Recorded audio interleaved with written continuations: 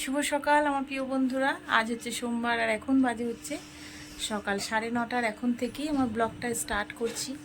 তো সকালে কিন্তু কাজ মোটামুটি সেগুলি করে নিয়েছি আর স্নানও হয়ে গেছে। তো এখনও চা খাইনি। তোমাদের দাদাভাই উঠে গেছে আর দেখো ছোট ছেলে কিন্তু এখনও ঘুমিয়ে আছে।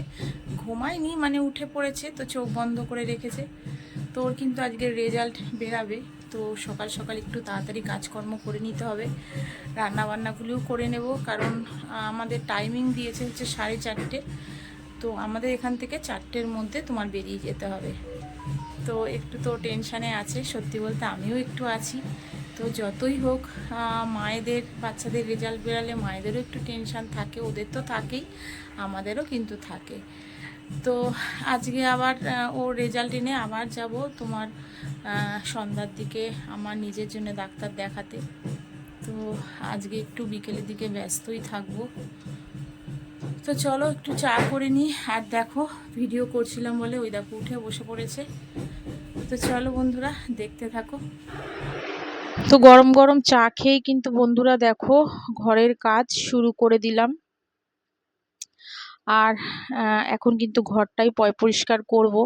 তোমাদের দাদাভাই কিন্তু তাড়াতাড়ি উঠে পড়েছে, আর এই কয়েকদিন যাবত একটু তাড়াতাড়ি উঠে পড়ছে। আর বেশ দুদিন বৃষ্টি হওয়াতে জানো তো এখন বেশ তোমার রাতের দিকটা ঠান্ডা লাগে আর সকালের দিকটা আবার গরম লাগে।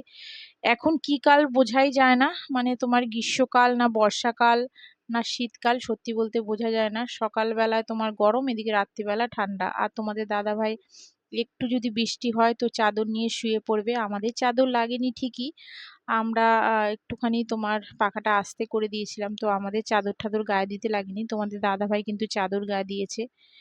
তো আজকে তো ছেলের রেজাল্ট তোমাদের জানালাম, সকাল থেকে একটু টেনশনে আছি। তো কতক্ষণে রেজাল্ট বেরাবে যতক্ষণ না জানতে না পারছি একটা টেনশনের মধ্যে আছি।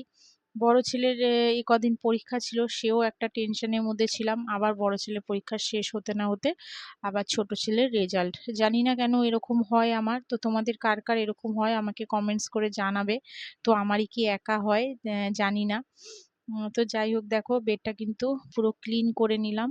আর এখন তোমার ঘরের কাজগুলি আগে কমপ্লিট করব, তারপরে ওদের খেতেও দেবো, ওরা এখনো কিছু খায়নি। তো এখান থেকে তো তোমাদের বললাম 4টে কি 5:10-এর মধ্যেই বেরিয়ে যাব। তো সেই কারণেই কিন্তু ঘরের কাজগুলি একটু তাড়াতাড়ি করে করে নিচ্ছি। তারপরে তো রান্না করবই। তো রান্না খুব একটা আজকে বেশি করব না।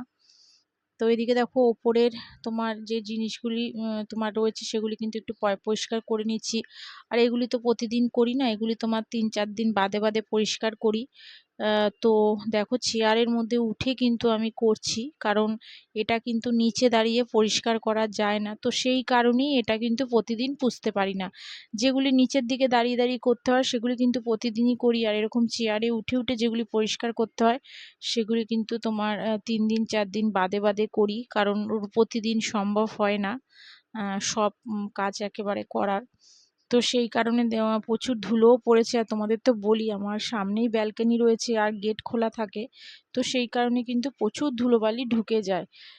তো এত ধুলো হয় তোমার কি বলবো, একদিন না মুছলেই কিন্তু তোমার এরকম ধুলো ধুলো হয়। আর এখানে তো 3 দিন 2-3 দিন বাদে বাদে পুছি, তো সেই কারণে আরো কিন্তু ধুলো হয়ে গেছে। তো সেগুলি দেখো ভালো করে কিন্তু একটা একটা করে একটু পুছে রাখলাম।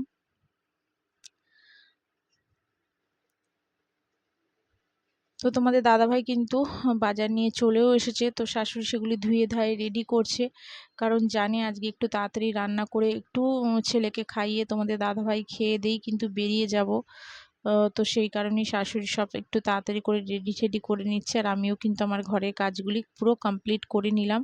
আর এদিকে ছেলের ড্রেসটাও কিন্তু আয়রন করতে হবে, কারণ অনেক দিন হলো ড্রেসটা পরা হয় না। এটা কিন্তু ধুয়ে ঠুয়ে রেখে দিয়েছিলাম, আয়রন তখন করিনি। আমি ভাবলাম যে থাক, যখন স্কুলে যাবে তো তখন করে নেব। তো আজকে কিন্তু দেখো করে নিচ্ছি, কারণ আগে থেকে একটু করে রাখলে পরে তোমার তাহলে যাওয়ার সময় অত তাড়াহুড়া পড়ে না। আর এখন কিন্তু ছোট ছেলের আন্টি এসেছে, ঠাকুমার ঘরে পড়াচ্ছে, ওদের খেতে দিয়ে দিয়েছিলাম, আমিও কিছু খেয়ে নিয়েছি। তো খাওয়া দাওয়ার পরেই কিন্তু দেখো আগে ড্রেসটা ক্লিন করে নিচ্ছি, সরি ক্লিন না মানে তোমার আয়রন করে নিচ্ছি, আর রান্নাটা তারপরে গিয়ে করব। একবারে ছেলের আন্টি চলে যাওয়ার পরে ওকেও স্নান টান করিয়ে একেবারে খাইয়ে দেবো, খাইয়ে ঠাইয়ে কিন্তু তারপরে রেডি হয়ে বেরিয়ে যাব। তো এতক্ষণে যেসব বন্ধুরা আমার ব্লগটা ধৈর্য ধরে দেখছো তাদের বলছি, যারা এখনও আমার চ্যানেলে সাবস্ক্রাইব করনি, যদি আমার ভিডিওর কোনো অংশ তোমাদের ভালো লেগে থাকে তো প্লিজ একটা আমার চ্যানেল সাবস্ক্রাইব করে একটা লাইক করে আমার পাশে থেকো। আর যারা করে রেখেছো বা করে রাখছো তাদের অসংখ্য ধন্যবাদ আর অনেক অনেক ভালোবাসা। আর যেসব বন্ধুরা নতুন আসছো তাদের বলছি, তোমাদের পরিবারে কিন্তু ঠিক আমি সময় মতন আমি চলে যাব। তো তোমরা কিন্তু এইভাবে পাশে থেকো। তো এর আগেও একটা ব্লগে বলেছি যে অনেকে আছো এরকম আমার পাশে থাকছো, সাবস্ক্রাইব করছো, করে আবার যেই পেয়ে যাচ্ছ তোমাদের উপহারটা তখন কিন্তু তোমরা আবার সেটাকে আনসাবস্ক্রাইব করে দিচ্ছ। প্লিজ এরকম করো না। তো আমি কিন্তু সব সময় এইভাবে সত্যিকারের বন্ধু হয়েই তোমাদের পাশে থাকতে চাই। তো তোমরাও কিন্তু এরকমভাবেই সত্যিকারের বন্ধু হয়েই পাশে থেকো। তো দেখো এখন কিন্তু তোমার প্যান্টটাও দেখো আয়রন করে নিচ্ছি। আর এরপরে দেখো রান্না বান্না কিন্তু পুরো কমপ্লিট করে নিয়েছি। আজকে রান্নার কিছু তোমার কড়া ঠড়াগুলি দেখালাম না, কিভাবে করলাম না করলাম, আজকে কিন্তু পুরো রান্নাটা করেই দেখাচ্ছি। দেখো চুনো মাছটাকে একটু তোমার ভেজেছিলাম, পেঁয়াজ টমেটম কাঁচা লঙ্কা একটু সর্ষের তেল দিয়ে মেখেছি, আর একটা উচ্ছে সিদ্ধ দিয়েছিলাম, একটু লেবু কেটে রেখেছি। আর দেখো শাশুড়ি করেছে হচ্ছে তোমার চাটনি টমেটমের। আর এটা হচ্ছে কালকের একটু ডাল ছিল সেটা গরম করে রেখেছে, কালকের কিছুটা তোমার চিকেন ছিল সেটাও গরম করে রাখলাম। আর আজকে করেছিলাম হচ্ছে আলু ডাঁটা, তারপরে তোমার কুমড়ো দিয়ে একটু বড় বড় সাইজের চিংড়ি মাছ এনেছিল তোমাদের দাদাভাই, তো সেটা দিয়ে কিন্তু এই ঝোল খেতে তোমাদের দাদাভাই ভালোবাসে, তো সেটাই করে নিলাম। আর এখানে হচ্ছে তোমার আলু পটলের তরকারি করেছিল শাশুড়ি, কারণ তোমাদের দাদাভাইয়ের খেতে ইচ্ছা করেছিল, তো সেই কারণে করা হয়েছে। তো খাওয়া দাওয়ার পরে আমি কিন্তু খাইনি, আমার আর খেতে ইচ্ছা করছিল না, ছেলেকে আর তোমাদের দাদাভাইকে খেতে দিয়ে দিয়েছিলাম, দিয়ে কিন্তু দেখো আমি রেডি হয়ে গেছি। রেডি হয়ে কিন্তু এখন বেরিয়ে যাব স্কুলে, ওর রেজাল্ট এনে তারপরে খাবো, কারণ আমার একদম খেতে ইচ্ছা করছিল না। তো সেই কারণে আমি কিন্তু আর খেয়ে যাইনি, ওকে স্কুল থেকে এনে তারপরে কিন্তু খাওয়া দাওয়া করেছিলাম। শুভ সন্ধ্যা বন্ধুরা, দেখো আমি আর ছেলে বসে আছি, ডক্টর দেখাতে এসেছি। তো একজন পেশেন্ট ঢুকেছে, তারপরে আমি ঢুকবো। তো ছেলে আর আমি দেখো বসে রয়েছি। আর ছেলের রিপোর্ট কার্ড বেরিয়ে গেছে, ছোট ছেলে পাস করেছে, মোটামুটি ভালোভাবেই পাস করেছে, আর একটু মানে ভালো হতো, তো যাই হোক ভালো হয়েছে মোটামুটি। তো এখন বসে আছি, ডক্টর দেখিয়ে বাড়ি ফিরবো। তো চলো আবার দেখা হচ্ছে বাড়িতে গিয়ে, এখনই ঢুকবো।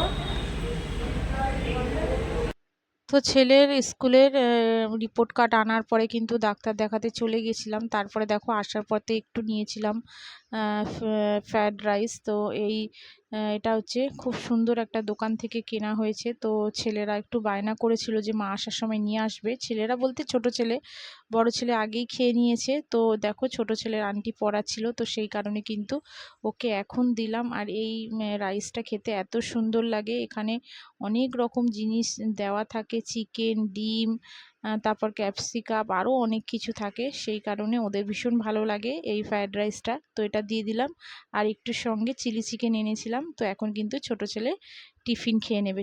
তাহলে চলো বন্ধুরা, আজকের মতো কিন্তু ব্লগটা এখানেই শেষ করলাম। তোমরা সবাই ভালো থেকো, সুস্থ থেকো, আবার দেখা হচ্ছে আগামীকাল আরেকটি নতুন ব্লগের সাথে। তাহলে আজকের মতন সবাইকে টাটা।